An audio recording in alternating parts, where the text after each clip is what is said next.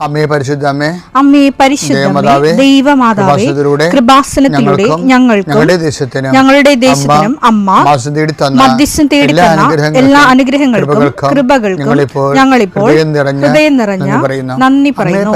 അമ്മേ പരിശുദ്ധമേ, ദൈവമാതാവേ, 2004 ഡിസംബർ 7 ഉച്ചകഴിഞ്ഞ് 2:30 കൃപാസനത്തിൽ സംഭവിച്ച അമ്മയുടെ പ്രത്യക്ഷപ്പെടലിനെ കുറിച്ച് തിരുസഭയ്ക്ക് സമർപ്പിച്ചിരിക്കുന്ന പഠനരേഖകളുടെ മേൽ സഭാത്മകമായ പഠനം ആരംഭിക്കുവാൻ ഞങ്ങൾ പ്രാർത്ഥിക്കുന്നു.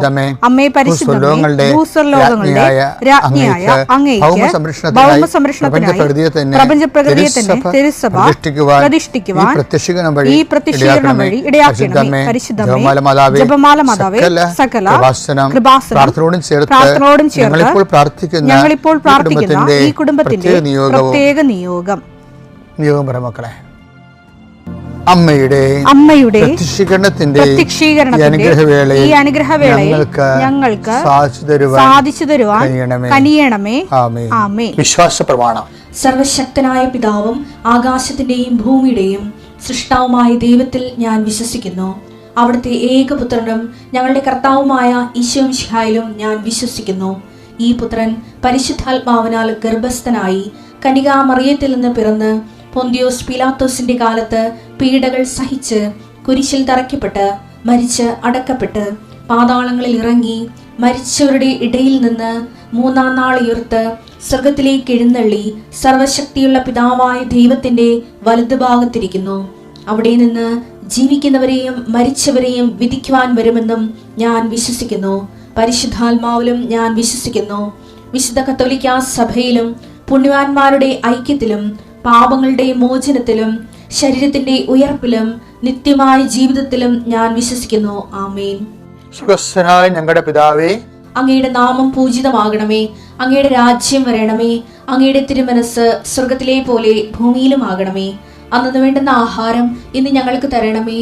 ഞങ്ങളോട് തെറ്റ് ചെയ്യുന്നവരോട് ഞങ്ങൾ ക്ഷമിക്കുന്നത് പോലെ ഞങ്ങളുടെ തെറ്റുകൾ ഞങ്ങളോടും ക്ഷമിക്കണമേ. ഞങ്ങളെ പ്രലോഭനത്തിൽ ഉൾപ്പെടുത്തരുതേ, തിന്മയിൽ ഞങ്ങൾ രക്ഷിക്കണമേ. ആമേൻ. നന്മ നിറഞ്ഞ മറിയമേ, സ്വസ്തി. കർത്താവ് അങ്ങയുടെ കൂടെ സ്ത്രീകളിൽ അങ്ങ് അനുഗ്രഹിക്കപ്പെട്ടവളാകുന്നു. അങ്ങയുടെ ഉദരത്തിൻ ഫലമായി ഈശോ അനുഗ്രഹിക്കപ്പെട്ടവനാകുന്നു. പരിശുദ്ധ മറിയമേ, തമ്പുരാന്റെ അമ്മേ, പാപികളായ ഞങ്ങൾക്ക് വേണ്ടി ഇപ്പോഴും ഞങ്ങളുടെ മരണസമയത്തും തമ്പുരാനോട് അപേക്ഷിക്കണമേ. ആമേൻ. കർത്താവേ, നിന്റെ ഉന്നതമായ നാമത്തിന് സ്തോത്രം ചെയ്യുന്നു. കർത്താവേ, നിന്റെ വിശുദ്ധ പൗരോഹിത്യത്തെ മഹത്വപ്പെടുത്തണമേ. കർത്താവെ, സഭയിലുള്ള സാന്നിധ്യം പ്രകടമാക്കണം. 40 വർഷം ഞാൻ അർപ്പിച്ച കൃപാനയുടെ യോഗ്യതയാണ്. കൃപാസ്ഥാനത്താറെ ജീവനോടെ പ്രത്യക്ഷപ്പെട്ട പരിശുദ്ധ അമ്മയുടെ മാധ്യസ്ഥത്തിൽ ഞാൻ മക്കളെ ആശീർവദിക്കുന്നു. ഞങ്ങൾ ചില പ്രോജക്റ്റുകൾക്ക് വേണ്ടിയും ചില പോംവഴികൾക്ക് വേണ്ടിയും ജീവിതത്തിലെ ചില പ്രയാസങ്ങൾ, സാമ്പത്തിക വിഷയങ്ങളായാലും മറ്റു വിഷയങ്ങളായാലും മാറുന്നതിന് വേണ്ടി സംസാരിക്കാൻ പോകുന്ന വ്യക്തികളിൽ, നിങ്ങൾ സംസാരിക്കാൻ പോകുന്ന വ്യക്തികളിൽ ഇന്ന് പരിശുദ്ധാത്മ നിറയട്ടെ. സുന്ദരമാതാവ്, സമയത്തിനധികമായ പരിശുദ്ധ അമ്മ കൃപാസന മാതാവ് ഇന്ന് നിങ്ങളുടെ കൂടെ യാത്രയാവുകയും നിങ്ങളുടെ കൂടെ വരികയും ചെയ്യട്ടെ. നിങ്ങൾക്ക് സംസാരിച്ച് ഒതുക്കാൻ പറ്റാത്ത വിഷയങ്ങൾ, നിങ്ങൾ സംസാരിച്ച ശരിയാകത്തില്ലെന്ന് തോന്നുന്ന സ്ഥലങ്ങളിൽ കർത്താവ് തന്നെ മറുപക്ഷത്ത് നിന്നുകൊണ്ട് നിങ്ങൾക്ക് അനുകൂലമായ ഒരു സാഹചര്യം ഉണ്ടാക്കിത്തരാൻ കർത്താവിൻ്റെ നാമത്തിൽ ഞാൻ നിങ്ങളെ ആശീർവദിക്കുന്നു. കർത്താവെ, കുടുംബം വന്ന് പെട്ടിരിക്കുന്ന വഴികൾ, ഒരു തീരുമാനം എടുക്കാൻ പറ്റാത്തത്, പല വിഷയങ്ങളെക്കുറിച്ചും ഏത് ജോലിക്ക് പോകണം, ഏത് നാട്ടിൽ പോകണം, ഏത് രാജ്യത്ത് പോകണമെന്ന് അറിയാൻ പാടില്ലാതെ വിഷമിക്കുന്നവർ, എന്ത് പഠിക്കണമെന്ന് അറിയാൻ പാടില്ലാതെ വിഷമിക്കുന്നവർ, ഒരു തീരുമാനം എടുക്കാൻ പറ്റാത്തവർ, അവർക്ക് പരിശുദ്ധാത്മാവ് പ്രവർത്തിച്ചുകൊണ്ട് അവർക്ക് പുതിയ തീരുമാനം എടുക്കാൻ കർത്താവ് നിങ്ങളെ സഹായിക്കണം. എൻ്റെ കർത്താവിൻ്റെ ഉന്നതമായ നാമത്തിൽ സഭയുടെ അധികാരത്തിൽ, കുരിശിൻ്റെ അടയാളത്തിൽ, ദൈവശക്തിയായി രോഗപീഠകൾ, വേദന രോഗങ്ങൾ, മറ്റ് വ്യക്തികളുമായിട്ടുള്ള വഴക്കുകൾ, കേസുകൾ, കോടതി കേസുകൾ, പോലീസ് കേസുകൾ, ഇൻ്റർവ്യൂകൾ, ടെസ്റ്റുകൾ, പരീക്ഷാ ഫലങ്ങൾ നിങ്ങൾക്ക് അനുകൂലമായിരിക്കാൻ പരിശുദ്ധ മാതാവിൻ്റെ മധ്യസ്ഥത്തിൽ ഞാൻ നിങ്ങളെ യേശുനാമത്തെ ആശീർവദിക്കുന്നു. നിത്യപിതാപുത്രൻ പരിശുദ്ധാത്മാശ്വരശ്വരെ നയിക്കുവാവേ. നമ്മൾ ഇന്ന് ചിന്തിക്കാൻ പോകുന്നത് അടിമനസ്സിലെ അവിശ്വാസം എന്നുള്ള. അടിമനസ്സിലെ അവിശ്വാസം എന്ന് പറയുമ്പോൾ, ഇപ്പോൾ ഞാൻ ഈ ദിവസങ്ങൾക്ക് കൈകാര്യം ചെയ്തിരിക്കുന്ന രശ്മി തോമസിൻ്റെ സാക്ഷ്യങ്ങളിൽ ഒരു കാര്യം അടിമനസ്സിലെ അവിശ്വാസമാണ്. ഇവർക്ക് 27 വർഷമായിട്ടുള്ള നടുവിന് രോഗമാണ്. ഭയങ്കര വേദനയാണ്. അവർക്ക് പള്ളിയിൽ പോകാൻ പോലും പ്രയാസമാണ്. പക്ഷെ അവർ രാത്രി ഈ വേദനയൊക്കെ എങ്ങനെയെങ്കിലും ആശുപത്രിയിൽ പോയാൽ മതി എന്ന് വിചാരിച്ചുകൊണ്ട് അവർക്ക് ഇഴഞ്ഞാണ് അവർ വാഷ്റൂമിൽ പോണത്, തിരിച്ചു വന്ന് ഇഴഞ്ഞ വന്നത്. അപ്പോൾ അവർ സൈക്കിളിൻ്റെ ഭർത്താവിനെ വിളിക്കും, ഇതൊക്കെ എങ്ങനെയാണ് ആശുപത്രിയിൽ പോകണമെന്ന് പറയും. അയാൾ വരുമ്പോൾ താമസിച്ച് പോകും, അത് 11 മണിയാവും. അപ്പോൾ അദ്ദേഹം പറയും നമുക്ക് പോയാലോ എന്ന് പറയുമ്പോൾ അവിടെ പറയും ഇനിയിപ്പോൾ ഡോക്ടർമാരൊന്നും നല്ല ഡോക്ടർമാരൊന്നും കാണത്തില്ല, രാവിലെ പോകാം.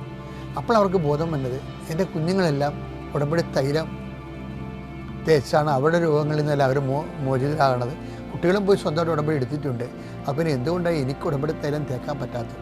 അറിയാമല്ല, ഉടമ്പടി തൈലം എന്ന് പറയുമ്പോൾ ഒരു മരുന്നൊന്നുമല്ല, അതൊരു വിശ്വാസ പ്രയോഗമാണ്. എന്ന് വെച്ച് കഴിഞ്ഞാൽ നമ്മൾ ഇപ്പോൾ യേശു കർത്താവാണെന്ന് അത്തരം കൊണ്ട് ഏറ്റുപറയുകയും ദൈവം അവന് മരിച്ചെന്ന് ഉയർപ്പിക്കുകയും ചെയ്യുന്ന ഹൃദയത്തിൽ വിശ്വസിക്കുകയും ചെയ്യുമ്പോഴല്ലേ നമ്മൾ ക്രിസ്തുവിനെ രക്ഷ പ്രാപിക്കണത്.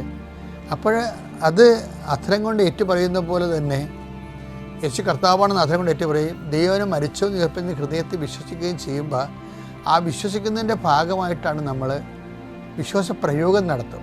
വിശ്വാസ പ്രഖ്യാപനമുണ്ട്, വിശ്വാസം പ്രാർത്ഥനയുണ്ട്. വിശ്വാസം ദൈവസന്നിധിയിൽ പ്രകടിപ്പിക്കുമ്പോൾ അത് പ്രാർത്ഥനയാകും. വിശ്വാസം ജനങ്ങളുടെ മുമ്പിൽ പ്രകടിപ്പിക്കുമ്പോൾ അത് വിശ്വാസം പ്രഖ്യാപനമാകും. വിശ്വാസം ഒരു വ്യക്തിയിലോ ഒരു സാഹചര്യത്തിലോ പ്രയോഗിക്കുമ്പോൾ അത് വിശ്വാസ പ്രയോഗമാകും. ഉടമ്പടി തൈലമൊക്കെ യേശു കർത്താവാണെന്ന് അത്തരം കൊണ്ട് ഏറ്റുപറഞ്ഞ് ദൈവവനെ മരിച്ചെന്ന് ഉയർപ്പിച്ചെന്ന് ഹൃദയത്തിൽ വിശ്വസിക്കുന്നതിൻ്റെ ഭാഗമായിട്ട് തെറ്റാതെ വിശ്വാസ പ്രമാണം ചൊല്ലി കർത്താവെ നിങ്ങൾ കുടുംബങ്ങളിലേക്ക് പോകുവാൻ അവിടെയുള്ള രോഗികളെ സുഖപ്പെടുത്തുവാൻ എന്ന് പറഞ്ഞ വിശ്വസിക്കുന്നതിന് കൂടെ ഈ അടയാളം ഉണ്ടായിരിക്കും എന്ന് പറഞ്ഞില്ലേ? മർക്കോസ് 16:17 വിശ്വസിക്കുന്നവരുടെ കൂടെ അടയാളം ഉണ്ടായിരിക്കും. അവർ എൻ്റെ നാമത്തിൽ പിശാചുക്കളെ ബഹിഷ്കരിക്കും, പുതിയ ഭാഷകൾ സംസാരിക്കും, അവർ സർപ്പങ്ങളെ കയ്യിലെടുക്കും, മാരകമായ എന്ത് കുടിച്ചാലും അത് അവരെ ഉപദ്രവിക്കുകയില്ല, അവർ രോഗികൾ അതാണ് സംഭവം. അവർ രോഗികളുടെ മേൽ കൈവെക്കും, അവർ സുഖം പ്രാപിക്കും. വിശ്വസിക്കുന്നവർക്ക് കർത്താവ് നൽകുന്ന അടയാളം അതിൽ ഒന്നാണ് രോഗസൗഖ്യം. അപ്പോൾ അത് വിശ്വസിച്ചുകൊണ്ട് കർത്താവിൻ്റെ നാമത്തിൽ വിശ്വസിച്ചുകൊണ്ട് യേശു കർത്താവാണെന്ന് കർത്താവിൻ്റെ നാമത്തിൽ വിശ്വസിക്കുന്നത് എന്താണ്? യേശു കർത്താവാണെന്ന് അതിനെ കൊണ്ട് ഏറ്റു പറയണം. ദൈവനെ മരിച്ചെന്ന് ഉയർപ്പിച്ചെന്ന് ഹൃദയത്തിൽ വിശ്വസിക്കണം. എന്നിട്ട് അത് പ്രയോഗിക്കുമ്പോഴാണ് വിശ്വാസ പ്രയോഗം. അതിലാണ് ഈ ഉടമ്പടി തൈലമൊക്കെ തേക്കുമ്പോൾ. പക്ഷേ സ്മിത്ത് തോമസ് ഈ ഉടമ്പടി തൈലം എന്തുകൊണ്ട് ഞാനിങ്ങനെ ഉണ്ടെങ്കിലും ഞാനിങ്ങനെ ഉടമ്പടിയിൽ ജീവിക്കുന്നുണ്ടെങ്കിലും ഇതുവരെ ഉടമ്പടി തൈലം അവർ സ്വന്തമായിട്ട് ഉപയോഗിച്ചിട്ടില്ല. അപ്പോൾ അവർ വിശ്വാസപ്രമാണം വെച്ചാൽ സ്വന്തമായിട്ട് ഉപയോഗിച്ചു. ആ സെക്കൻഡ് അവർ സൗഖ്യപ്പെട്ടു. ആ സാക്ഷി നമുക്ക് കേൾക്കാം. അവർ നേഴ്സിംഗ് പ്രൊഫസറാണെന്ന് ഓർക്കണം, അല്ല സാധാരണ ലേഡിയല്ല, നേഴ്സുമാരെ പഠിപ്പിക്കുന്ന പ്രൊഫസറാണ്. പക്ഷെ അവരെ ചെയ്യുമ്പോൾ അവർക്ക് സൗഖ്യം വരുന്നതിൻ്റെ കാരണം ഈ മർക്കോസിൻ്റെ 16:17 അവർ രോഗിയുടെ മേൽ കൈവെക്കും, അവർ സുഖം പ്രാപിക്കും. അവരുടെ അത് കൈ വെക്കണമല്ല പ്രശ്നം, വിശ്വസിക്കുന്നതിൻ്റെ കൂടെയാണ്. പക്ഷേ വിശ്വസിക്കുമ്പോൾ ഒരു പ്രശ്നമുള്ളത് നമ്മളെപ്പോഴും ശ്രദ്ധിക്കേണ്ടത്, നമുക്ക് വിശ്വാസമൊക്കെ ഉണ്ട്, പക്ഷേ നമ്മുടെ വിശ്വാസത്തിൽ ദൈവം അവിശ്വാസം കണ്ടെത്തരുത്. അതൊരു വല്ലാത്ത പ്രശ്നമാണ്. പലരുടെയും വിശ്വാസം ദൈവം, ഇപ്പോൾ ഇവർ തന്നെ ഇത്രയും വലിയ നല്ല ലേഡിയായിട്ട് പോലും അവരൊരു അവിശ്വാസം ഇല്ലായിരുന്ന, അവരുടെ മക്കളൊക്കെ എല്ലാം ഉടമ്പടിയെല്ലാം ദേശം സുഖപ്പെടുമ്പോൾ ഇവരെന്തുകൊണ്ടാണ് ചെയ്യാത്തത്? അവർക്ക് ഒരു അവിശ്വാസം ഉണ്ടാകും അതിനുള്ളിൽ. അതിന് ചിലർക്കാണ് ഈ അഭിഷേകം ഉള്ളത്, വിശ്വാസ പ്രയോഗത്തിൻ്റെ അഭിഷേകം ഉള്ളവർക്കാണ് അത് ചെയ്യാൻ എളുപ്പം. വിശ്വാസ പ്രയോഗത്തിൻ്റെ അഭിഷേകം ഉണ്ടാകണം. ദൈവം അവരുടെ പ്രയോഗങ്ങളെ അംഗീകരിക്കണം. അത് നമ്മുടെ വിശ്വാസത്തിൽ ദൈവം അവിശ്വാസം കണ്ടെത്തരുത്. അതുകൊണ്ടാണ് ഈശോ ചോദിക്കുന്നത്, എങ്കിലും മനുഷ്യപുത്രൻ വരുമ്പോൾ വിശ്വാസം കണ്ടെത്തുമെന്നില്ലേ? ലുക്കാ 18:8 എങ്കിലും മനുഷ്യപുത്രൻ വരുമ്പോൾ ഭൂമിയിൽ വിശ്വാസം കണ്ടെത്തും. ഭൂമിയിലെന്ന് വെച്ച് കഴിഞ്ഞാൽ ഓസ്ട്രേലിയയിൽ അമേരിക്കയിലൊന്നും അല്ല, മനുഷ്യൻ്റെ ഹൃദയത്തിലാണ് ഉദ്ദേശിക്കുന്നത്. ഭൂമിയിൽ വിശ്വാസം കണ്ടെത്തുമോ എന്ന് വെച്ചാൽ ഭൂമി വിശ്വാസത്തിനുള്ളിൽ അവിശ്വാസം ഉണ്ടാകും. അതിപ്പോഴും ഉണ്ടല്ല. നമ്മളെപ്പോഴും ശ്രദ്ധിക്കേണ്ടത് നമ്മുടെ വിശ്വാസത്തിൽ അവിശ്വാസം ഉണ്ടോ എന്ന് നോക്കണം. അത് നിരന്തര ശ്രദ്ധ നമുക്ക് ഉണ്ടാകണം. എൻ്റെ പേര് ആലീസ് റോയ്, ആലുവ ആലങ്ങാട് എന്ന് വരുന്നു. ഞാൻ വന്നത് കഴിഞ്ഞ മാസം 13-ാം തീയതി, ജൂൺ 13-ാം തീയതിയാണ് വരുന്നത്. ഒരു മാസമായിട്ടില്ല. ഞാൻ എൻ്റെ മകൾക്ക് വേണ്ടി പറമ്പിന് കരാർ എഴുതി ഒരു 5 ലക്ഷം രൂപ കൊടുത്തു. കുറച്ച് കൂടുതലായിരുന്നു. പിന്നെ അത് ബാക്കി കൊടുക്കാനായിട്ട് ദൈവമേ സ്വർണ്ണമൊക്കെ ഇനി വിൽക്കേണ്ടി വരുമെന്ന് വിഷമിച്ചിരിക്കുമ്പോൾ ചിട്ടിക്ക് വേണ്ടി ഞങ്ങൾ 3 വർഷമായി പ്രാർത്ഥിക്കുന്നത്. അതുവരെ കിട്ടിയിട്ടുണ്ടായില്ല. ഇത് ഉടമ്പടി എടുത്ത് പോയി 4-ാം ദിവസം എനിക്ക് ആ ചിട്ടി 10 ലക്ഷത്തിന് ചിട്ടി കിട്ടി. അപ്പോൾ ഇനി ടെൻഷൻ്റെ ആവശ്യമില്ല, എനിക്കത് കൊടുക്കാനായിട്ട് ഒരു ബുദ്ധിമുട്ടില്ല. അതുകൂടാതെ ആദ്യമേ ഞാൻ ഇവിടെ മോള് 2019 കോവിഡിന് മുമ്പ് വന്ന് ഇവിടെ ഉടമ്പടി എടുത്തതാണ്. പക്ഷേ ഞാനും കൂടെ വന്നു, പക്ഷേ എനിക്ക് അത്ര ഇതൊന്നും തോന്നിയൊന്നുമില്ല. ഞാൻ അവരുടെ വണ്ടിക്ക് ഞാൻ വന്നു, പക്ഷേ ഞാൻ തിരിച്ച് അതേപോലെ ഞങ്ങൾ പോയി. ഇവിടെ ജസ്റ്റ് ഒന്ന് കയറി അത്രേ ഉള്ളൂ. പക്ഷേ പിന്നെ മോള് കല്യാണം എൻ്റെ പയ്യൻ്റെ വീടും കല്യാണം കഴിഞ്ഞ മോളുടെ കല്യാണം കഴിഞ്ഞേക്കണത് ആലപ്പുഴ തന്നെ. പക്ഷേ അവിടെ പോയിട്ട് ഇത്ര നാൾ പോയിട്ട് ഒരു പ്രാവശ്യമേ ഇവിടെ കയറിയിട്ടുള്ളൂ. അങ്ങനെയൊക്കെ ആയിരുന്നു. പക്ഷേ ഞാൻ പിന്നെ അത് കഴിഞ്ഞ് കുറച്ച് സാമ്പത്തിക പ്രശ്നങ്ങൾ വന്നപ്പോഴാണ് ഞാൻ, എന്നിട്ടും എനിക്കങ്ങനെ തോന്നിയൊന്നുമില്ല. ഒരു ദിവസം ഞാൻ അച്ഛൻ്റെ ഇങ്ങനെ കേട്ടു, ടോക്ക് ധ്യാനം കേട്ടപ്പോൾ ഞാൻ തലേ ദിവസം ചിന്തിച്ചൊരു കാര്യമാണ് അച്ഛൻ പിറ്റേ ദിവസം അത് പറയുന്നത്. അച്ഛൻ പറഞ്ഞത് നമ്മളുടെ മെറിറ്റ് കുറഞ്ഞു പോയിട്ട്, പക്ഷെ നമുക്ക് ഗ്രേസാണ് വേണ്ടത്, ഗ്രേസിന് വേണ്ടി പ്രാർത്ഥിക്കണം, അത് കിട്ടാൻ വേണ്ടി പ്രാർത്ഥിക്കണം എന്ന് പറഞ്ഞപ്പോൾ ഞാൻ തലേദിവസം ഓർത്താണ്, ദൈവമേ എൻ്റെ മോൾ ഹോമിയോ ഡോക്ടറാണ്. അപ്പോൾ മോൾക്ക് നല്ല പേഷ്യൻ്റ് ഉണ്ടായി, എല്ലാം നല്ല കൃത്യമായി മരുന്നെല്ലാം നല്ലതാണ് കൊടുത്തിരുന്നതാണ്. പിന്നെ മോൾ ഇങ്ങനെ ഡെലിവറി ആയി കഴിഞ്ഞ് ഭാവിയൊക്കെ ആയി കറക്റ്റായിട്ട് തുറക്കാൻ പറ്റുന്നില്ല, അതൊരു കാര്യമായിരുന്നു. പക്ഷെ എന്നാലും എവിടെയോ ഒരു പന്തികേട് എനിക്ക് തോന്നി. ഞങ്ങൾക്ക് എല്ലാവർക്കും മക്കളും നല്ല പ്രാർത്ഥിക്കുന്നവരാണ്, പള്ളിയിൽ പോകുന്നതും അങ്ങനെയല്ല. അപ്പോൾ ഞങ്ങൾ ഒരു പുതിയൊരു ക്ലിനിക്ക് കിട്ടുന്നുണ്ടായിരുന്നു കൂനമ്മാവിൽ. അപ്പോൾ അവിടെയും ഒരു പേഷ്യൻ്റ് ഭയങ്കര കുറവാണ്. അപ്പോൾ ഞങ്ങൾക്കത് ഭയങ്കര വിഷമമായിരുന്നു. അങ്ങനെ അപ്പോഴാണ് ഞാൻ ഈ അച്ഛൻ്റെ ക്ലാസ്സുകൾ ഇങ്ങനെ കേൾക്കാൻ തുടങ്ങിയതും. ഞാൻ തലേദിവസം ചിന്തിക്കുന്ന കാര്യം ഒരു ക്വസ്റ്റ്യനായിട്ട് എനിക്ക് എൻ്റെ ഉള്ളിലുണ്ടാകുന്ന കാര്യം പിറ്റേ ദിവസം അച്ഛനത് ഉത്തരം പിറ്റേ ദിവസം എനിക്ക് കിട്ടും. അപ്പോൾ എനിക്ക് ഭയങ്കര അതിശയമായി, ദൈവമേ ഇത് ശരിക്കും പരിശുദ്ധാത്മാവിൻ്റെ കൃപയില്ലാതെ അങ്ങനെ ഉണ്ടാകാൻ സാധ്യതയില്ല. പിന്നെ ഞാൻ സാക്ഷ്യങ്ങളെ കേൾക്കാൻ കുറച്ച് തുടങ്ങി. പിന്നെ ഞാൻ മക്കളെടുത്ത് തുടങ്ങി എനിക്ക് എന്തായാലും കൃപാസനത്തിൽ പോകണം. അപ്പോൾ അവർ ചിരിച്ചു, ഇത് ഇവിടെ അതിൻ്റെ ഫ്രണ്ടിൽ കൂടി പല പ്രാവശ്യം പോയിട്ട് അമ്മ കയറാൻ പോലും പറഞ്ഞിട്ടില്ല, പോകാമെന്ന് പറഞ്ഞാലും എനിക്ക് താല്പര്യമില്ലാതിരുന്നത് ഇത്ര പെട്ടെന്ന്. എനിക്കറിയില്ല, ഞാൻ സംശയിക്കുന്ന കാര്യങ്ങൾ പിറ്റേ ദിവസം അച്ഛനത് അവിടെ പറയാനുണ്ടാവും. അപ്പോൾ എനിക്കതിന് ഉത്തരം കിട്ടി, അപ്പം സമാധാനവും. അതുകൊണ്ട് എനിക്ക് ഭയങ്കര വിശ്വാസം ഇടുന്നു. വന്ന മക്കളോട് പോകാമെന്ന് പറഞ്ഞാൽ എല്ലാവരും വന്നത്, ഞാനും മരുമോനും മോളും മോളുടെ വാവയും എൻ്റെ ഇളയ മകളും കൂടിയാണ് വന്നത്.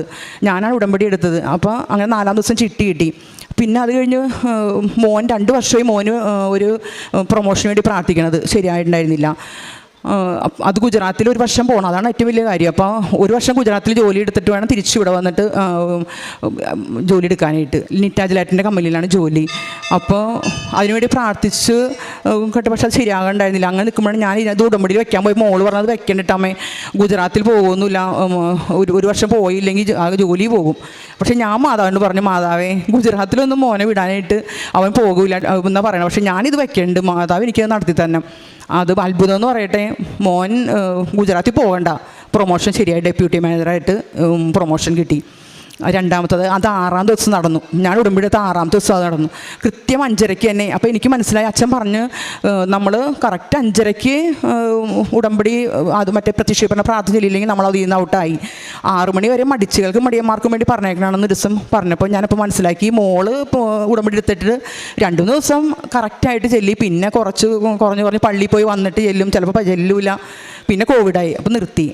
അപ്പോൾ ഇത് കൃത്യമായി ഞാൻ ചെയ്തത് ദൈവമേ. പിന്നെ മറ്റുള്ള കാര്യങ്ങൾ പള്ളിയിൽ പോണത് പോയി കൊന്തയില്ലേലും പ്രാർത്ഥനയും, പിന്നെ അത് കഴിഞ്ഞിട്ട് കുർബാന കൂടി, പിന്നെ എനിക്ക് ഭയങ്കര ഒരു ഇൻട്രസ്റ്റ് കൂടി ഇപ്പോൾ ഇത് ചെയ്യണം എന്നൊക്കെ. പിന്നെ ബൈബിള് 1/2 മണിക്കൂർ അച്ഛൻ വായിക്കാൻ പറഞ്ഞ 1/2 മണിക്കൂർ ഞാൻ വായിക്കാറുണ്ടായിരുന്നു പണ്ട് ആദ്യമേ തുടങ്ങി.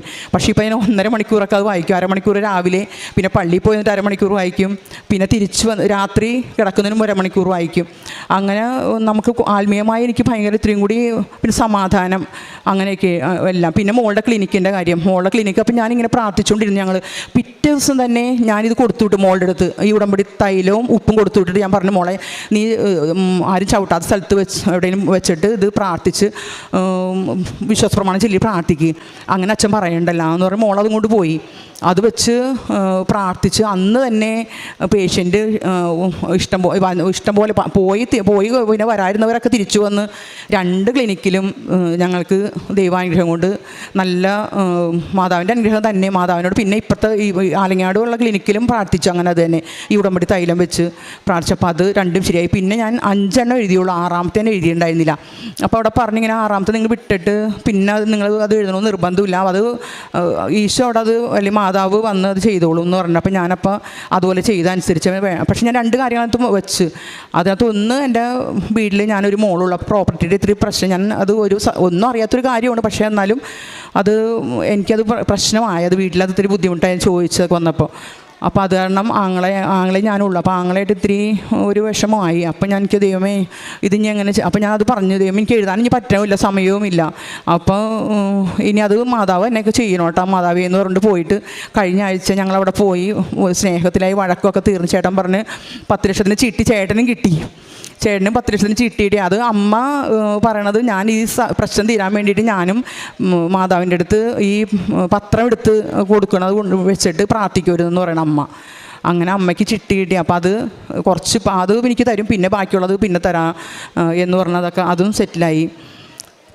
പിന്നെ ഇളയ മോൾക്ക് സ്കിന്നിൻ്റെ ചെറിയൊരു പ്രോബ്ലം ഉണ്ടായിരുന്നു. അത് മോൾ പഠിക്കുന്നത് ഹോമിയോ ഡോക്ടർ തന്നെ പഠിക്കണം മോളും 2ാമത്തെ ആളും. അപ്പോൾ അത് ഭോപ്പാലിലാണ് പോകുന്നത്. അപ്പോൾ അവിടെ ചെന്നപ്പോൾ ക്ലൈമറ്റ് ചേഞ്ച് ആയപ്പോഴേക്കും പെട്ടെന്ന് കൂടി തൊലിയൊക്കെ ഇങ്ങനെ പൊളിഞ്ഞു വനമാരെ ഭയങ്കര കരച്ചിൽ ഒരു ദിവസം വിളിച്ചിട്ട് എനിക്കത് കൂടി. അപ്പം മൂത്ത മോൾ ഡോക്ടറാണല്ലോ, മോൾ പറഞ്ഞ ഇതിഞ്ഞ് മോളെടി നീ വെച്ചുകൊണ്ടിരിക്കേണ്ടത്, ഞാൻ അത് കൊണ്ടുപോയി ഡോക്ടറെ കാണിക്കുമ്പോൾ ഞാൻ ഇനി മരുന്ന് അയക്കുമ്പോൾ കുറച്ച് ദിവസം പിടിക്കും, അതുകൊണ്ട് അവിടെ ഡോക്ടറെ കാണിക്കുമെന്ന് പറഞ്ഞപ്പോഴേക്കും എനിക്ക് പെട്ടെന്ന് തോന്നി ഈ തൈലം പുരട്ടിയാലോ. ഞാൻ പറഞ്ഞു മോളെ നീ ആ തൈലം എടുത്ത് എല്ലാ സ്ഥലത്തും പുരട്ട്, മുഖത്ത് തന്നെയാണ്. അപ്പോൾ ഭയങ്കര വിഷം എല്ലാവരും ചോദിക്കണം.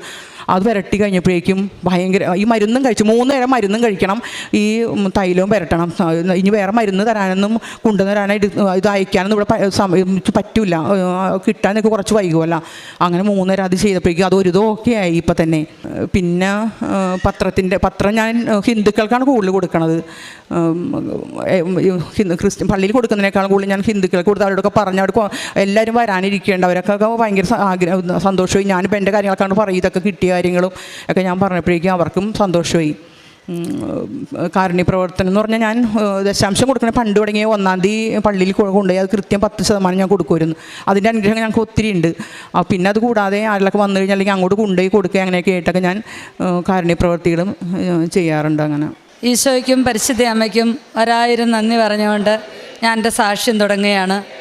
തലശ്ശേരി രൂപതയിലെ ഇടക്കോം ഇടവകയിലെ ഇൻഫൻറ്റ് ജീസസ് ചർച്ചിൽ നിന്ന് ഞങ്ങൾ വരുന്നു.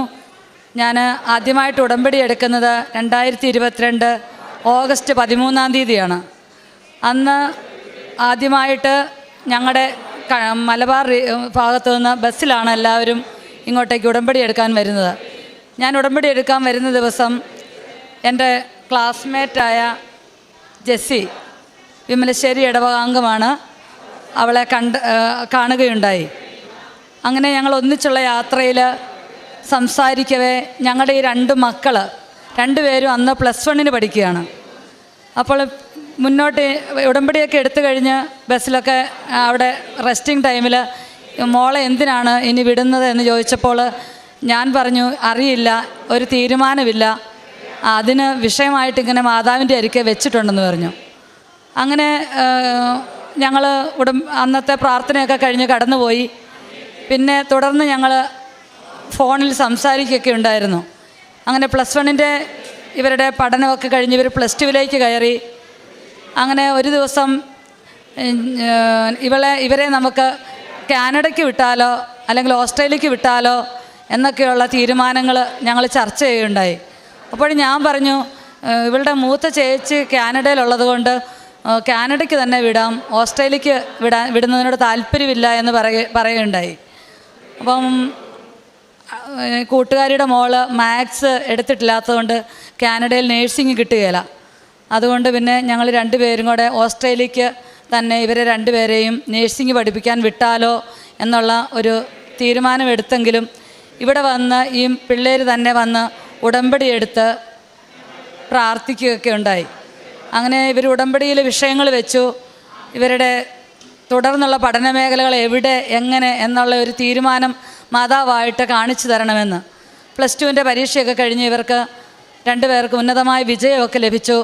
2 പേരും PT പരീക്ഷയ്ക്ക് വേണ്ടി തയ്യാറെടുപ്പുകൾ നടത്താനായിട്ട് ആരംഭിച്ചു. ബാക്കിയുള്ള വിഷയങ്ങൾ ഇവർ തന്നെ പറയും. എൻ്റെ പേര് ക്ലാരൻസ്. അപ്പോൾ PT പരീക്ഷ ഇങ്ങനെ എഴുതാൻ തുടങ്ങി. അപ്പം കുറേ പ്രാക്ടീസൊക്കെ ചെയ്തു. പിന്നെ എക്സാമിനൊരു ഡേറ്റ് എടുത്തു. കൊച്ചിയിലായിരുന്നു സെൻറ്റർ. അപ്പോൾ എക്സാം എഴുതുന്നതിന് മുമ്പായി ഇവിടെ വന്ന് പ്രാർത്ഥിച്ചിട്ടായിരുന്നു പോയത്. അപ്പോൾ എക്സാം എഴുതി കഴിഞ്ഞു. എനിക്ക് വലിയ ഉറപ്പൊന്നുമില്ലായിരുന്നു. പക്ഷേ റിസൾട്ട് വന്നപ്പോൾ ഞാൻ ഫസ്റ്റ് അറ്റംപ്റ്റ് തന്നെ പാസ്സായി. പിന്നെയുള്ള വിസ പ്രോസസ്സിങ് എല്ലാം എനിക്ക് പെട്ടെന്ന് എല്ലാം ശരിയായി വന്നു. പ്രൊസീജിയർ അത്ര ലാഗൊന്നും എടുത്തില്ല. വിസയ്ക്ക് വെച്ചു, അപ്പോൾ തന്നെ സാങ്ഷനായി. ഓട്ടോ ഗ്രാൻഡ് ആയ കാരണം അപ്പോൾ തന്നെ സാങ്ഷനായി കിട്ടി. അങ്ങനെ ഓഫർ ലെറ്ററും പെട്ടെന്ന് വന്നു. നല്ലൊരു യൂണിവേഴ്സിറ്റി തന്നെ ഉണ്ണീശോയും മാതാവ് സഹായിച്ച് ഒരു അഡ്മിഷൻ കിട്ടി. പിന്നെ അവിടെ പോയി എക്സാമൊക്കെ എഴുതി. ഉടമ്പടിയിൽ സ്കോളർഷിപ്പ് കിട്ടണമെന്ന് ഒരു വിഷയം വെച്ചിട്ടുണ്ടായിരുന്നു. അതെല്ലാം സ്കോളർഷിപ്പോടെ പാസ്സാകാൻ പറ്റി. എല്ലാത്തിനും മാതാവിനും ഉണ്ണീശോയ്ക്കും 1000 നന്ദി അറിയിച്ചുകൊള്ളുന്നു. എൻ്റെ പേര് ഹൃദ്യ. ഞാനും ക്ലാരൻസും ഒരുമിച്ച് ഓസ്ട്രേലിയക്ക് പോകാൻ വേണ്ടി തീരുമാനിച്ചു. അതിൻ്റെ ഭാഗമായിട്ട് PT പഠിക്കാൻ തുടങ്ങി. പഠിക്കുമ്പോഴൊക്കെ നല്ല എളുപ്പമായിരുന്നു.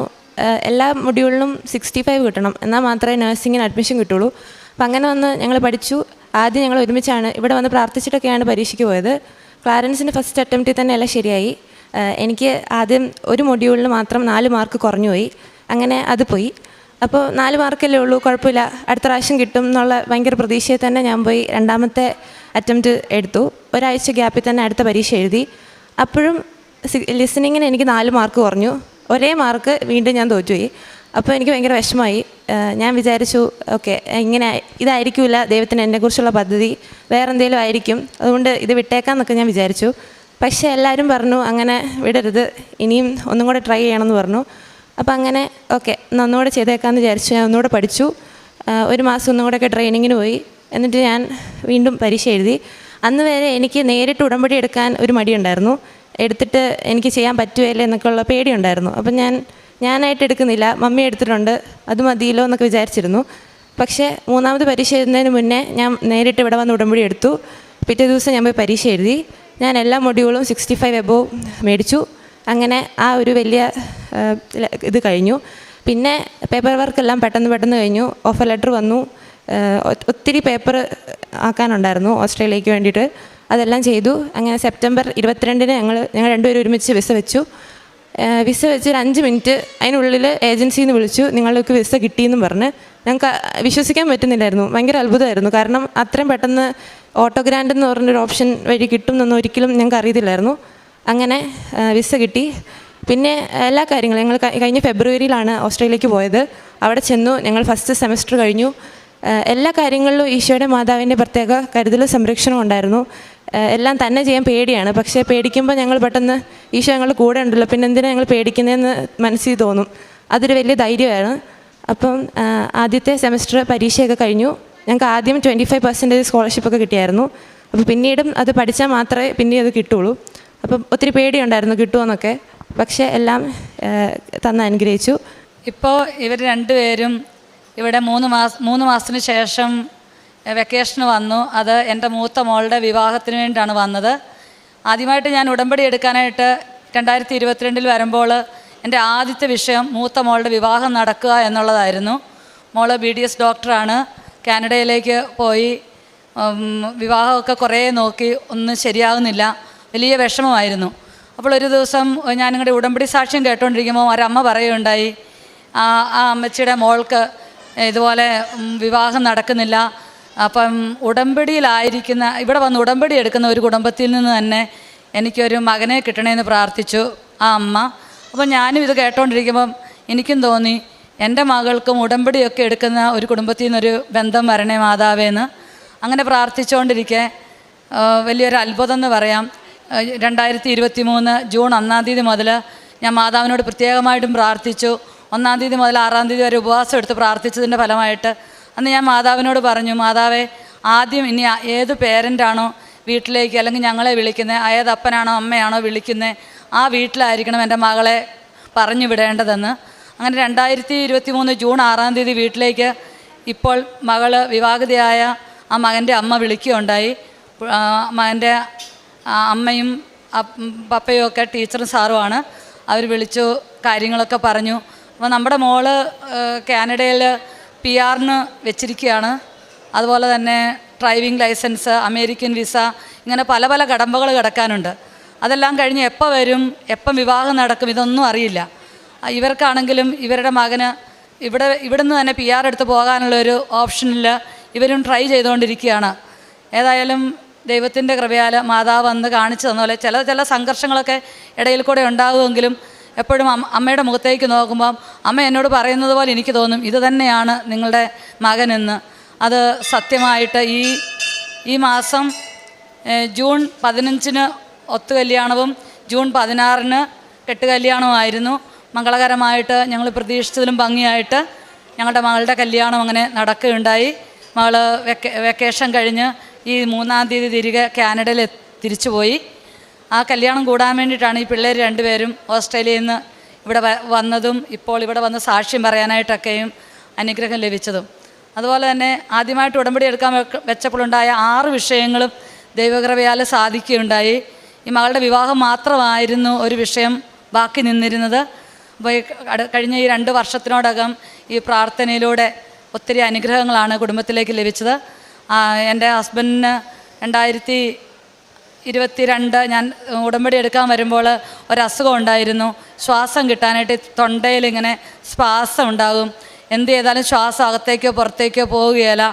അങ്ങനെ ഞങ്ങൾക്ക് ഇതുപോലെ 2009 ഇതുപോലെ ഒരു പ്രശ്നം ഉണ്ടായതാണ്. കോഴിക്കോടുള്ളൊരു ട്രീറ്റ്മെൻറ്റിലാണ്, മനോജ് ഡോക്ടർ എന്നുള്ളൊരു ഡോക്ടറുടെ ട്രീറ്റ്മെൻറ്റിലാണ് അത് സുഖപ്പെട്ടത്. അതിനുശേഷം ഇതുവരെയും പിന്നീട് ഉണ്ടായിട്ടില്ല. പക്ഷേ എങ്കിൽ ഈ 2022 ജൂലൈ മാസത്തിൽ വീണ്ടും അദ്ദേഹത്തിന് അതുപോലെയുള്ള അനുഭവം ഉണ്ടായി. ഞങ്ങൾ പെട്ടെന്ന് തന്നെ ഡോക്ടറെ അടുത്ത് പോവുകയും ഡോക്ടർ നേരിട്ട് തന്നെ കഴുത്തിൻ്റെ 2 വശങ്ങളിലേക്ക് ഒരു ഇഞ്ചക്ഷൻ കൊടുക്കുകയാണ്. മരപ്പിക്കും. പിന്നെ വെള്ളം ഇറക്കാനോ വർത്തമാനം പറയാനോ ഒന്നും സാധിക്കുകയില്ല. നന്നായിട്ട് വോയിസ് റെസ്റ്റ് വേണം. അങ്ങനെയൊക്കെയുള്ളൊരു ട്രീറ്റ്മെൻറ്റിൽ കൂടെ മരുന്നൊന്നുമില്ല. അവിടെ സ്പാസം ഉണ്ടാകുന്നതാണെന്നാണ് പറയുന്നത്. അത് വളരെ ചുരുക്കം ആൾക്കാർക്ക് മാത്രം ഉണ്ടാകുന്ന ഒരു മെഡിക്കൽ കണ്ടീഷനാണ്. ഏതായാലും ആ ഒരു ട്രീറ്റ്മെൻറ്റിന് ശേഷം എൻ്റെ ഒരു റിലേറ്റീവിൻ്റെ വീട്ടിലാണ് ഞങ്ങളന്ന് ചെന്നത്. അവിടുത്തെ കൊച്ചാണ് എനിക്ക് കൃപാസനം പത്രം തന്നിട്ട് എന്നോട് പറഞ്ഞു, ചേച്ചി കൃപാസനത്തിൽ വരുമ്പോൾ ചേട്ടൻ്റെ അസുഖമൊക്കെ ഭേദമാകും. ഈ പത്രം പല പ്രാവശ്യം ഇതിനു മുമ്പ് എൻ്റെ കൈ കിട്ടിയിട്ടുണ്ടെങ്കിലും ഞാൻ ഒരു പ്രാവശ്യം പോലും അത് വായിച്ചിട്ടുണ്ടായിട്ടില്ല. ആ പ്രാവശ്യം ഈ പത്രം കൊണ്ടുവരികയും ഈ അസുഖത്തിൻ്റെ ഇതിൽ ഞാനിതിരുന്ന് പ്രാർത്ഥിക്കുകയും അദ്ദേഹത്തിന് അസുഖം കുറഞ്ഞപ്പോൾ 1 മാസത്തിനുള്ളിൽ തന്നെ ഞാൻ ഇങ്ങോട്ട് കടന്നു വരാനുണ്ടായ കാരണം അതാണ്. അതിനുശേഷം ഇതുവരെ ഉടമ്പടിയിലാണ്. വലിയ ദൈവാനുഗ്രഹമാണ് ഉടമ്പടിയിലൂടെ നമുക്ക് ലഭിക്കുന്നത്. ഇതിൻ്റെ ഭാഗമായിട്ട് വരുമ്പോഴൊക്കെ ഞങ്ങൾ കൊണ്ടുപോകുന്ന പത്രങ്ങളൊക്കെ ഹോസ്പിറ്റലുകളിലും നമ്മൾക്കറിയാവുന്നവർക്കും പലർക്കായിട്ട് ഇത് വിതരണം ചെയ്യും. നമ്മളെ കൊണ്ടാകാവുന്ന സഹായങ്ങളൊക്കെ പാവപ്പെട്ടവർക്കൊക്കെ ചെയ്തു കൊടുക്കാറുണ്ട്. പിന്നെ കഴിവതും മിക്കവാറും പള്ളിയിൽ പോകുകയും പ്രാർത്ഥിക്കുകയും ചെയ്യും. ആത്മീയ ജീവിതത്തിൽ ദൈവത്തിൻ്റെ കൃപയാൽ വലിയ അനുഗ്രഹമാണ് ലഭിച്ചിരിക്കുന്നത്. ഇത്രയും പറഞ്ഞുകൊണ്ട് എൻ്റെ സാക്ഷി അവസാനിപ്പിക്കുന്നു. ദൈവനാമത്തിന് മഹത്വം ഉണ്ടാവട്ടെ. ഈ പുണ്യ ആൾത്താരയിൽ വന്ന് നിന്ന് ഇതുപോലൊരു സാക്ഷ്യം ഇത്ര വേഗം പറയാൻ പറ്റുമെന്ന് ഞാൻ ഒരിക്കലും വിചാരിച്ചതല്ല. ആദ്യമായിട്ട് എനിക്ക് ഒരു ജോലി കിട്ടിയതിൻ്റെ സാക്ഷ്യമാണ് പറയാനുള്ളത്. ഇത് നടക്കുന്നത് ഡിസംബർ 22-ലാണ്. ആ സമയത്ത് എനിക്ക് കൃപാസനത്തിൽ ഉടമ്പടിയോ അല്ലെങ്കിൽ പ്രാർത്ഥനകളെ പറ്റിയൊന്നും അത്രയ്ക്ക് ഞാൻ ഫെമിലിയർ അല്ലായിരുന്നു. ആ സമയത്ത് എനിക്ക് ആക്ച്വലി ഞാനൊരു ബാങ്കിൽ വർക്ക് ചെയ്യുന്ന ആളാണ്. ഞാൻ ഇൻട്രൊഡ്യൂസ് ചെയ്യാൻ മറന്നുപോയി. എൻ്റെ പേര് ക്രിസ്റ്റബൽ, ചെന്നൈയിൽ നിന്ന് വരുന്നു. അപ്പോൾ എനിക്ക് ഒത്തിരി വർക്ക് പ്രഷറും ഒരു കൈൻഡ് ഓഫ് ഡിപ്രഷനിലേക്ക് ഞാൻ പോയിക്കൊണ്ടിരിക്കുന്ന സിറ്റുവേഷനിലായിരുന്നു. ആ പറയുന്ന പർട്ടിക്കുലർ ബാങ്കിൽ വർക്ക് ചെയ്യുമ്പം എന്ത് ചെയ്യണമെന്ന് അറിയില്ല. കാരണം ആ ജോലി വിട്ട് കഴിഞ്ഞാൽ അതൊരു ഭയങ്കര സെക്യൂർഡ് ആയിട്ടുള്ള ജോബായിരുന്നു. എന്ത് ചെയ്യണമെന്ന് അറിയില്ല. അങ്ങനെയുള്ള ഒത്തിരി കണ്ടീഷൻസിൽ നിൽക്കുമ്പോഴാണ് ഞാൻ എന്തെങ്കിലും ആവട്ടെ ജോബ് റിസൈൻ ചെയ്യാം, സ്വിച്ച് ഓവർ ചെയ്യാമെന്ന് വിചാരിച്ചുകൊണ്ടിരുന്നത്. അപ്പോൾ എനിക്ക് ഏതെങ്കിലും ഒരു ഹൈബ്രിഡ് പാക്കേജിൽ നല്ല വർക്ക് ലൈഫ് ബാലൻസ് ഉള്ള ഒരു മൾട്ടിനാഷണൽ ബാങ്കിൽ വേണമെന്ന് ആഗ്രഹം ഉണ്ടായിരുന്നു. പക്ഷേ എനിക്ക് കിട്ടുന്നുണ്ടായിരുന്നില്ല. അങ്ങനെ ഞാൻ ഒരു ഒക്ടോബറിൽ റിസൈൻ ചെയ്യുന്നു. എനിക്ക് 3 months നോട്ടീസ് പീരീഡ് ഉണ്ട്. അപ്പോൾ അത് കഴിഞ്ഞ് കഴിഞ്ഞപ്പം എനിക്കൊരു 1-2 ജോബ് ഓഫേഴ്സ് ഇതുപോലെ ഒരു ഇന്ത്യൻ ബാങ്ക്സിൽ തന്നെയാണ് കിട്ടിക്കൊണ്ടിരുന്നത്. പക്ഷേ ഞാൻ ഒട്ടും സാറ്റിസ്ഫൈഡ് അല്ലായിരുന്നു. കാരണം എനിക്കറിയാം എന്ത് പ്രഷറൈസ്ഡ് സിറ്റുവേഷനിലേക്കാണ് ഞാൻ തിരിച്ചു പോകുന്നതെന്ന്. അങ്ങനെ ഞാനിങ്ങനെ ഒത്തിരി പ്രാർത്ഥിക്കുന്നുണ്ടെങ്കിലും എനിക്കൊന്നും വിചാരിച്ച പോലെ വരുന്നില്ല. അപ്പോൾ ഞാനൊരു പർട്ടിക്കുലർ ഒരു മൾട്ടിനാഷണൽ ബാങ്കിൽ വേണം എന്ന് തന്നെ വിചാരിച്ചാണ് ഞാൻ ഇരുന്നിരുന്നത്. അപ്പോൾ അതിൻ്റെ ഇടയ്ക്ക് ഞാൻ അവിടെ ഒരു ഇൻ്റർവ്യൂ എനിക്ക് വന്നു, അറ്റൻഡ് ചെയ്തു, ഞാൻ ഫെയിലായി. അങ്ങനെ ഞാൻ ഈ പ്രാർത്ഥിക്കുന്നതിൻ്റെ ഇടയ്ക്ക് എനിക്ക് ഈ യൂട്യൂബിൽ ഇങ്ങനെ പ്രെയറും ടെസ്റ്റിമോണിയും കയറി വരുന്നുണ്ട്. അപ്പോൾ എനിക്ക് അത്ര അറിയില്ല, പണ്ട് എന്തൊക്കെയോ കേട്ടിട്ടുണ്ട് കൃപാസനം എന്നൊക്കെ പറഞ്ഞു, പക്ഷെ എനിക്കധികം അതിനെപ്പറ്റി അറിയില്ലായിരുന്നു. അങ്ങനെ ഞാനിത് നോക്കി ഈ ഒരു ടെസ്റ്റിമോണീസും അതുപോലെ ഈ പ്രെയറും ഇങ്ങനെ കേട്ടപ്പം ഞാൻ വെറുതെ ആ ഒരു നോട്ടീസ് പീരീഡ് ഓഫീസിലിരിക്കുമ്പോൾ അത്ര ടെൻഷനില്ലാത്തതുകൊണ്ട് ഞാനതിങ്ങനെ ചൊല്ലിക്കൊണ്ടിരുന്നു. അങ്ങനെ നോക്കുമ്പോൾ ഒരു ജോബ് പോർട്ടലിൽ എനിക്ക് പെട്ടെന്നൊരു ജോലി പറയുന്ന പെർട്ടിക്കുലർ സ്ഥലത്ത് തന്നെ വേറൊരു ജോബ് വേക്കൻസി എനിക്ക് വരികയാണ്. അത് കുറച്ചും കൂടെ നല്ലൊരു പോസ്റ്റിലും വേറെ എൻ്റെ ഒരു സിമിലർ ആയിട്ടുള്ളൊരു ഇതാണെന്ന് പറയില്ല, എങ്കിലും ഞാൻ ചെയ്തുകൊണ്ടിരുന്ന കാര്യങ്ങളുടെ ഒരു 50% റിലേഷനുള്ളൊരു ജോബാണത്. അങ്ങനെ ഞാനതിന് വെറുതെ കയറി എൻ്റെ റെസ്യൂം അയച്ചു കൊടുത്തു. പെട്ടെന്ന് തന്നെ എനിക്ക് അവർ കോൾ ചെയ്തു. അപ്പോഴേക്കും ഡിസംബർ ഒരു ഫസ്റ്റ് വീക്കായി. എൻ്റെ നോട്ടീസ് പീരീഡ് തീരാൻ ഇനി 30 ഡേയ്സേ ഉള്ളൂ. അപ്പം മറ്റേ ബാങ്കിൽ എല്ലാ പ്രോസസ്സും കഴിഞ്ഞു ഞാൻ ജോയിൻ ചെയ്യണമെന്നുള്ള രീതിയിലാണ് അവിടെ നിൽക്കുന്നത്. അവർക്കെല്ലാം അക്സെപ്റ്റ് ചെയ്തെല്ലാം കൊടുത്തു. അങ്ങനെ നോക്കുമ്പം ഡിസംബർ ഫസ്റ്റ് വീക്കിൽ എനിക്ക് പെട്ടെന്ന് ഇൻ്റർവ്യൂ സെറ്റ് ആവുന്നു. ഒരു 2-3 ലെവൽ ഇൻ്റർവ്യൂ ഉണ്ടാവുന്നു. ഞാൻ പോലും അറിയാതെ, ആക്ച്വലി സ്പീക്കിംഗ് ഞാൻ ചെയ്യുന്നത് എനിക്ക് അത്രയ്ക്ക് ആ ഒരു ജോലിക്കുള്ളൊരു അർഹത ഇല്ലാത്തൊരാളാണ്. എന്നിട്ട് പോലും ഞാൻ പോലും അറിയാതെ ഞാൻ പെട്ടെന്ന് തന്നെ ഒരു 3 ലെവൽ ഇൻ്റർവ്യൂ ക്ലിയർ ആവുന്നു. HR ഡിസ്കഷൻ കഴിയുന്നു കറക്റ്റ്. അപ്പോൾ എനിക്കിങ്ങനെ ഞാൻ ഈ പ്രാർത്ഥനകളിൽ കേൾക്കുന്നുണ്ട് ഡിസംബർ 7-നാണ് ഇവിടെ പ്രത്യക്ഷപ്പെടുന്നത് മാതാവ്. അപ്പോൾ ഞാനത് പ്രാർത്ഥിച്ചു, എനിക്ക് ഈ 7-ന് തന്നെ ഒരു ഓഫർ ലെറ്റർ മാതാവെ തരണം, അങ്ങനെയാണ് ഞാനിവിടെ വിശ്വസിക്കാം എന്നുള്ളത്. അങ്ങനെ ഡിസംബർ 7-ന് തന്നെ എനിക്ക് ഓഫർ ലെറ്റർ വരികയും അതെനിക്ക് ഭയങ്കര ഒരു അത്ഭുതമായിരുന്നു. എനിക്കൊരു നല്ല കെയറും നല്ലൊരു പാക്കേജിലാണ് അവർ തരുന്നത്. ഒരു 15 ഡേയ്സിനുള്ളിൽ എനിക്ക് ഫുൾ പ്രോസസ്സ് കംപ്ലീറ്റായി. എൻ്റെ ഒരു റെസിഗ്നേഷൻ പീരീഡ്, നോട്ടീസ് പീരീഡ് കഴിയുന്ന ആ ഒരു സമയത്ത് തന്നെ ഒരു നെക്സ്റ്റ് ഒരു വീക്കിൽ ഞാൻ അവിടെ ജോയിൻ ചെയ്യാണ്. അതിനകത്ത് എനിക്ക് ഫസ്റ്റ് ഓഫ് ഓൾ അതിനകത്ത് എനിക്ക് വീട്ടിലിരുന്ന് വർക്ക് ചെയ്യാം, നല്ല പാക്കേജാണ്. അതെനിക്ക് എത്ര നന്ദി പറഞ്ഞാലും എനിക്ക് വാക്കുകൾ കൊണ്ട് പറയാൻ പറ്റില്ല. അത് കഴിഞ്ഞിട്ട് ഞാൻ പിന്നെ ഇവിടേക്ക് വരാനുള്ളൊരു ബുദ്ധിമുട്ടും ട്രാവൽ ചെയ്യാനുള്ള ബുദ്ധിമുട്ടും വന്നിരുന്നില്ല. പിന്നെ എനിക്ക് മനസ്സിൽ ഇങ്ങനെ ശക്തമായിട്ട് തോന്നിച്ചുകൊണ്ടിരുന്നു ഒരു കഴിഞ്ഞ വർഷം 2023 ആ ഒരു പീരീഡിൽ ഫുൾ ഇവിടെ വരണം, ഉടമ്പടി എടുക്കണമെന്ന്.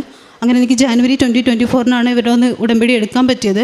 അപ്പോൾ ആ സമയമായപ്പോഴേക്കും ഞങ്ങൾ ആക്ച്വലി സ്പീക്കിംഗ് എൻ്റെ ഹസ്ബൻഡും ബാങ്കിൽ തന്നെ വർക്ക് ചെയ്യുന്നത്. ഞങ്ങൾ മൈഗ്രേറ്റ് ചെയ്യണം അങ്ങനെയുള്ള ആഗ്രഹങ്ങളും കാര്യങ്ങളും ഒത്തിരി നടക്കുന്നുണ്ട്. പക്ഷേ വേണോ, ഇവിടെ വിട്ടുപോയ എന്തായിരിക്കും അവസ്ഥ എന്നൊക്കെ ഒരു സിറ്റുവേഷൻ ഞങ്ങളുടെ മനസ്സിലുണ്ടായിരുന്നു. അപ്പോൾ ഞങ്ങൾ കുറച്ച് പേരോടൊക്കെ ഫ്രണ്ട്സിനോട് റെഫർ ചെയ്യണമെന്നൊക്കെ പറഞ്ഞിരുന്നെങ്കിൽ ഒരു പോസിറ്റീവായ റെസ്പോൺസ് ഞങ്ങൾക്ക് കിട്ടിയിരുന്നില്ല. അങ്ങനെ ഞാൻ ഈ ഉടമ്പടി എടുത്തു. അപ്പോൾ എൻ്റെ ഹസ്ബൻഡും വർക്ക് ചെയ്യുന്ന ബാങ്കിലും ആൾക്ക് ഇച്ചിരി പ്രഷറൊക്കെ ഉണ്ട്. പിന്നെ ആൾ കുറച്ച് സാലറി ഇൻക്രിമെൻ്റ് ഒക്കെ ചോദിച്ച് നിൽക്കുന്ന സമയമായിരുന്നു. അപ്പോൾ അവരത് അത്രയ്ക്ക് അങ്ങോട്ട് എഗ്രി ചെയ്യുന്നുണ്ടായിരുന്നില്ല. എന്നാൽ ആളും വേറൊരു ജോബ് മാറാം എന്നുള്ള സിറ്റുവേഷനിലാണ്, ഒന്നില്ലെങ്കിൽ ഇന്ത്യയിൽ തന്നെ അല്ലെങ്കിൽ പുറത്ത് അങ്ങനെ. അപ്പം അത്ഭുതകരമായിട്ട് ഈ ഉടമ്പടി എടുത്ത് എനിക്കൊന്ന് വീട്ടിൽ ചെന്ന് പിറ്റേ ദിവസം അവരൊരു വല്ലാത്ത ഹൈക്ക് ഞങ്ങൾക്ക് തന്നു. ഈ പർട്ടിക്കുലർ വർക്ക് ചെയ്യുന്ന ബാങ്കിൽ നിന്ന് തന്നെ പെട്ടെന്നൊരു ഹൈക്ക് തരാണ്. എല്ലാം ഹൈക്കൊക്കെ ആയിട്ടുണ്ട്, എവിടേക്കും പോകണ്ട, ഇവിടെ തന്നെ നിൽക്കണം എന്ന് പറഞ്ഞ്. അതും വല്ലാത്തൊരു അത്ഭുതമായിരുന്നു. കാരണം ഒത്തിരി നാൾ ചോദിച്ചുകൊണ്ടിരുന്നിട്ട് അവരത് എഗ്രി ചെയ്തിരിക്കുന്ന സംഭവമായിരുന്നു. അതിനുശേഷം ഒരു 2-3 ആഴ്ചയ്ക്കുള്ളിൽ ഞങ്ങൾ ഈ റെഫർ എന്ന് പറഞ്ഞ ഫ്രണ്ട് വിളിക്കുകയും അവിടെ മിഡിൽ ഈസ്റ്റിൽ വേക്കൻസി ഉണ്ട്, ഇൻ്റർവ്യൂ അറ്റൻഡ് ചെയ്യുമെന്ന് പറഞ്ഞു. അങ്ങനെ അതും അത്ഭുതകരമായിട്ട് പെട്ടെന്ന് സംഭവിക്കുന്ന കാര്യമാണ്. കാരണം ഞങ്ങൾ ഒത്തിരി വർഷങ്ങളായിട്ട് ആളോട് ചോദിച്ചിട്ട് ഒരു പോസിറ്റീവ് റെസ്പോൺസ് കിട്ടാതിരുന്നതാണ്. അത് കഴിഞ്ഞ് അതും ഒരു 3 ലെവൽ ഇൻ്റർവ്യൂ ക്ലിയർ ചെയ്തു കഴിഞ്ഞപ്പോൾ മെഡിക്കൽ വേണമെന്നായി അവർക്കപ്പോൾ മെഡിക്കലിൽ ഇതുപോലെ തന്നെ അവിടെ ഞങ്ങൾ ചെന്നൈ പോയി എടുത്തു കഴിഞ്ഞപ്പം 2 പ്രാവശ്യം എക്സ്റേയിൽ സ്കാർ ഉണ്ടെന്നൊക്കെ പറഞ്ഞിട്ട് റിജക്റ്റഡായി. അപ്പോൾ നമുക്കത് ഭയങ്കര ഒരു വല്ലാത്തൊരു ഡെസ്പായി. ഇനിയിപ്പം ഈ ഓഫർ ലെറ്റർ എല്ലാവരും ഇഷ്യൂ ചെയ്തിട്ട് ഇപ്പോൾ പോകും, കാരണം 30 ഡേയ്സിനുള്ളത് തിരിച്ച് മെഡിക്കൽ കൊടുത്താലേ അവർ വിസയും ടിക്കറ്റും അയച്ചു തരത്തുള്ളൂ. അപ്പോൾ അങ്ങനെ വന്നപ്പോൾ വീണ്ടും ഞങ്ങളിവിടെ വന്നു, പ്രാർത്ഥിച്ച ശേഷം അപ്പോൾ ഇതിൻ്റെ ഇടയിൽ ഒരു കാര്യം പറയാൻ പറഞ്ഞു. എൻ്റെ ഹസ്ബൻഡ് ഇൻ്റർവ്യൂ അറ്റൻഡ് ചെയ്യുമ്പോൾ എല്ലാം ഇവിടുത്തെ കാശിരൂപം കയ്യിൽ പിടിച്ച്, അതുപോലെ തന്നെ ലാപ്ടോപ്പിലെല്ലാം ഉപ്പ് വെതറിയിട്ട് ഹോളി ഓയിൽ പുരട്ടിയിട്ടാണ് പുള്ളി എല്ലാ ഇൻ്റർവ്യൂവും ക്ലിയർ ചെയ്തതും. ഒരു ഫസ്റ്റ് ലെവലിൽ ഒരു പോസിറ്റീവ് റെസ്പോൺസ് ഉണ്ടായില്ലെങ്കിൽ പോലും ഞങ്ങളിപ്പോഴും വിശ്വസിക്കുന്നു ആ കാശിരൂപം പിടിച്ച് ഇൻ്റർവ്യൂ അറ്റൻഡ് ചെയ്തുകൊണ്ട് മാത്രമാണ് ബാക്കിയുള്ള ലെവലിലേക്ക് അവർ സെലക്ട് ചെയ്തത്. അത് കഴിഞ്ഞ് ഇതുപോലെ മെഡിക്കലും ഇതുപോലെ തന്നെ ഫെയിലായിപ്പോയി. അപ്പോൾ ഞങ്ങൾക്ക് ഭയങ്കര സങ്കടമായിപ്പോയി. പിന്നെ അത് കഴിഞ്ഞ് നാട്ടിലേക്ക് ഞങ്ങൾ ഇവിടെ വന്ന് ശക്തമായിട്ട് പ്രാർത്ഥിച്ചു. ശേഷം ഇതുപോലെ കാശിരൂപം കാര്യങ്ങളും ഉപ്പും എല്ലാം വെതറി എണ്ണയെല്ലാം ഉടമ്പടി തൈലും എല്ലാം പുരട്ടി ഞങ്ങൾ ഇവിടെ ഒരു സെൻറ്ററിൽ, നാട്ടിലൊരു സെൻറ്ററിൽ എടുത്തു. എടുത്ത് എനിക്ക് തോന്നുന്നു അവിടെ ചെന്നപ്പോൾ തന്നെ ഞങ്ങൾ ഭയങ്കര നിരാശയിലാണ് ഇവിടെ വരുന്നതും മെഡിക്കൽ എടുക്കാൻ പോകുന്നതൊക്കെ. അവിടെ ചെന്നപ്പോൾ തന്നെ ഞങ്ങൾ കാണുന്ന ഒരു മാതാവിൻ്റെ രൂപമാണ് ആ ഒരു മെഡിക്കൽ സെൻറ്ററിൻ്റെ ഫ്രണ്ടിൽ. അപ്പം തന്നെ ഞങ്ങൾക്കൊരു തോന്നി എന്തെങ്കിലും ഒന്ന് പോസിറ്റീവായിട്ട് നടക്കുന്നു. അതിനുശേഷം അന്ന് തന്നെ ഒരു മണിക്കൂറിനുള്ളിൽ എനിക്ക് തോന്നുന്നു ഞങ്ങൾക്ക് അപ്പം തന്നെ, അന്നൊരു ചൊവ്വാഴ്ചയായിരുന്നു, ഞങ്ങൾ ധ്യാനം കേട്ടുകൊണ്ടിരിക്കുകയായിരുന്നു ഈ ഫോണിൽ. ഒരു മണിക്കൂറിനുള്ളിൽ ഞങ്ങൾക്ക് അപ്പം തന്നെ ഫിറ്റ്നസ് റിപ്പോർട്ട് അടിച്ചു കിട്ടി. അത് കഴിഞ്ഞ് ഞാനിവിടെ ഉടമ്പടി പുതുക്കി. അതിനുശേഷം ഇപ്പോൾ വന്നിട്ട് വിസ വന്നു, ടിക്കറ്റ് അയച്ചു വന്നു. എൻ്റെ ഹസ്ബൻഡ് ജൂലൈ 20 പോവും. ഫാമിലി വിസയാണ്. ഞങ്ങളും ഒരു 6 months 7 monthsനുള്ളിൽ ഞങ്ങളും മൈഗ്രേറ്റ് ചെയ്യും. കാരണം ഇതൊക്കെ എന്ന് പറഞ്ഞു കഴിഞ്ഞാൽ ഒരു 3-4 months ഉടമ്പടി എടുത്ത ശേഷമാണ് ഞങ്ങൾക്ക് പെട്ടെന്ന് നടക്കുന്നത്. പിന്നെ രോഗസൗഖ്യങ്ങളെക്കുറിച്ച് പറയുകയാണെങ്കിൽ എൻ്റെ മോൾക്ക് ഭയങ്കര ഒരു കാലുവേദന വരുമായിരുന്നു. ആ വേദന വന്നാൽ അവളും ഞാനും രാത്രി ഉറങ്ങത്തില്ല. ഞങ്ങൾ രണ്ടുപേരും എഴുന്നേറ്റിരിക്കും. അവൾ കരയും, ഞാനിങ്ങനെ തിരുമ്മി കൊടുക്കും. അപ്പോൾ ഈ ഉടമ്പടി തൈലം കിട്ടിയ ശേഷം ഞാനിങ്ങനെ അപ്ലൈ ചെയ്യാൻ തുടങ്ങിയിരുന്നു. അങ്ങനെ അതിൻ്റെ ഇടയ്ക്ക് ഒരാഴ്ച ഇവൾക്ക് വല്ലാതെ ഒരു രാത്രി വല്ലാതെ ശക്തിയായ ഒരു വേദന വന്നു. ഞാനിതിങ്ങനെ തിരുമ്മി കൊടുത്തിട്ട് ഞാനിങ്ങനെ മാതാവിനോട് പറഞ്ഞു, ഇനി എനിക്ക് ഈ ഒരു രാത്രി എനിക്ക് ഉറക്കമൊക്കെ വേ, കാരണം എനിക്ക് രാവിലെ ജോലിയാണ്, ഇവർക്ക് 7 മണിയാകുമ്പോഴേക്കും സ്കൂളിൽ പോകണം, ഒത്തിരി കാര്യങ്ങളുണ്ട്, ഇതെല്ലാം കൂടെ ഡിസ്റ്റർബ് ആവും, ഇനി എനിക്കിത് പറ്റില്ല എന്നുള്ള രീതിയിൽ പറഞ്ഞ് ഞാനങ്ങ് ശക്തമായിട്ട് പ്രാർത്ഥിച്ചു. രാവിലെ ആയപ്പോഴേക്കും എനിക്ക് തോന്നുന്നു രാവിലെയല്ല, അത് കഴിഞ്ഞ് കൊച്ചിങ്ങനെ വിഷമിച്ച് ഇങ്ങനെ കിടന്നുറങ്ങി. പിന്നീട് ഇതുവരെ ആ കുട്ടി എൻ്റെ അടുത്ത് ഇങ്ങനെ ഒരു ലെഗ് പെയിൻ ഉണ്ട് അങ്ങനെ ഒരു കാര്യം പറഞ്ഞിട്ടില്ല. പിന്നെ അതുപോലെ തന്നെ എനിക്ക് ഇതുപോലെ പീരീഡ്സ് അങ്ങനത്തെ കാര്യങ്ങളെക്കുറിച്ച് ഇറഗുലാരിറ്റി ഉണ്ടായിരുന്നു, അതെല്ലാം മാറി. പിന്നെ അങ്ങനെ ഒത്തിരി അനുഗ്രഹങ്ങൾ, അതായത് ഇതെല്ലാം ഒരു മേജറായിട്ടുള്ളതാണെങ്കിൽ മൈനറായിട്ട് ഒത്തിരി ഓരോ ചെറിയ കാര്യത്തിലും ഞങ്ങൾ ചെല്ലുമ്പോഴേക്കും എല്ലാ കാര്യത്തിലും ഒത്തിരി അനുഗ്രഹങ്ങളാണ് ഞങ്ങൾക്ക് ഇതുവരെ ഉടമ്പടി എടുത്ത ശേഷം കിട്ടിയിട്ടുള്ളത്. അതുപോലെ ഞങ്ങൾ എന്ത് കാര്യത്തിന് പോവുകയാണെങ്കിലും, ഇപ്പോൾ രാവിലെ ഓഫീസിൽ പോകണമെങ്കിലും എന്തിനു പോവുകയാണെങ്കിലും ഞങ്ങൾ ഉടമ്പടി തൈലം ഉപയോഗിക്കുകയും അതുപോലെ ഉപ്പ് കഴിച്ചിട്ട് പോവുക, തേൻ ഉപയോഗിക്കുക, അങ്ങനത്തെ കാര്യങ്ങളെല്ലാം ഞങ്ങൾ ഇതുവരെ ചെയ്തു പോരുന്നുണ്ട്. പിന്നെ ആത്മീയ ജീവിതത്തിലെ കാര്യം പറഞ്ഞു കഴിഞ്ഞാൽ ഈ പറഞ്ഞ പോലെ ഞങ്ങൾ കൊന്തെത്തിക്കും, എല്ലാം ഒരു മെക്കാനിക്കലായിട്ട് ചെയ്യുന്ന രീതിയായിരുന്നു. പക്ഷേ ഒരു ഉടമ്പടി എടുത്ത ശേഷം വളരെ ഡിസിപ്ലിൻഡാണ്. മക്കളും എല്ലാവരും വെച്ച് മുട്ടുകുത്തി തന്നെ ഞങ്ങൾ ഫുൾ കൊന്തെത്തിക്കും. അതുപോലെ സാറ്റർഡേ സൺഡേസിൽ ഹോളിഡേയ്സിലാണ് ഞങ്ങൾക്ക് മാസിന് പോകാൻ പറ്റുക, കറക്റ്റായിട്ട് മാസിന് പോവും. കുമ്പസാരം എന്നുള്ള വളരെ സ്ട്രിക്റ്റായിട്ട് ചെയ്യും. പിന്നെ അതുപോലെ തന്നെ ഇപ്പം മാതാവിൻ്റെ വണക്കമാസ സമയങ്ങളൊക്കെ വളരെ ഭക്തിയോടെ ഞങ്ങൾ 1-1.5 മണിക്കൂറൊക്കെ എടുത്തിട്ടാണ് ഓരോ കൊന്തയും കാര്യങ്ങളും എല്ലാം ചെയ്യുന്നത്. അതുപോലെ അഡീഷണലായിട്ട് നമ്മൾ പേഴ്സണലായിട്ട് കൊന്ത ചെയ്യില്ല, കരുണ കൊന്ത ചെയ്യില്ല, ഇങ്ങനെയുള്ള എല്ലാ കാര്യങ്ങളും നമ്മൾ ചെയ്യുന്നത്. അതുപോലെ ഞാൻ ഇടയ്ക്കടുത്ത് ഒരു റിട്രീറ്റിന് പോയപ്പോൾ അവർ എന്നോട് പറഞ്ഞത് എൻ്റെ കൂടെ മാതാവിൻ്റെ ഭയങ്കര പ്രസൻസ് ഉണ്ടെന്നാണ്. വളരെ സത്യമാണ്, ഒത്തിരി പ്രസൻസ് ഉണ്ട്. പിന്നെ കാരുണ്യ പ്രവർത്തികളായിട്ട് ചെയ്തിരുന്നത് എനിക്ക് സമയപരിമിതി മൂലം ഒത്തിരി ചെയ്യാൻ പറ്റിയില്ലെങ്കിലും ഇടയ്ക്ക് ഒരു ഓർഫനേജിൽ പോവുക, ഹെൽപ്പ് ചെയ്യുക. പിന്നെ ഇപ്പം ഞങ്ങൾ അവിടെ താമസിക്കുന്ന സ്ഥലത്ത് ആർക്ക് എന്തൊക്കെ ഹെൽപ്പ് വേണോ അങ്ങനത്തെ കാര്യങ്ങളെല്ലാം ചെയ്തു കൊടുക്കുക. പിന്നെ പെർട്ടിക്കുലറായിട്ട് ഞാൻ ചെയ്തിരുന്നത് എനിക്ക് കുറച്ച് ആൾക്കാരെ ട്രെയിൻ ചെയ്യാൻ കിട്ടിയിരുന്നു. അപ്പം നമ്മുടെ ഒരു പ്രൊഫഷണൽ ലൈഫിൽ അങ്ങനെ ഒത്തിരി പേര് ആത്മാർത്ഥമായിട്ടൊന്നും ചെയ്യത്തില്ല, അവർ വെറുതെ ഇതേ ഉള്ളൂ. പക്ഷേ ഞാൻ ഓവർ ടൈം വർക്ക് ചെയ്ത് അതെനിക്ക് മാതാവുന്നൊരു മെസ്സേജാണ്. അപ്പോൾ ഞാൻ എപ്പോഴും പറയുമായിരുന്നു എനിക്ക് ഒത്തിരി ചെയ്യാൻ പറ്റത്തില്ലല്ലോ എന്ന്. മാതാവ് പറഞ്ഞു, നീ ഒരു കാര്യം ചെയ്യും, ഇവരെ കുറച്ചും കൂടെ ആത്മാർത്ഥമായിട്ട് നീ ട്രെയിൻ ചെയ്യിച്ച് അവരെ ഒരു കേപ്പബിളായിട്ട് എടുക്കണം. അപ്പോൾ എനിക്ക് തോന്നുന്നു ഞാനൊരു 12 hours ഓവർ ടൈം സ്ട്രെച്ച് ചെയ്ത് തന്നെ വർക്ക് ചെയ്താണ് ഞാൻ അവർക്ക് വേണ്ടി അതെല്ലാം ചെയ്തു കൊടുത്തിരുന്നത്. ഇത്രയും അനുഗ്രഹങ്ങൾ തന്ന കൃപാസന അമ്മയ്ക്കും ഈശോയ്ക്കും ഒത്തിരി നന്ദി.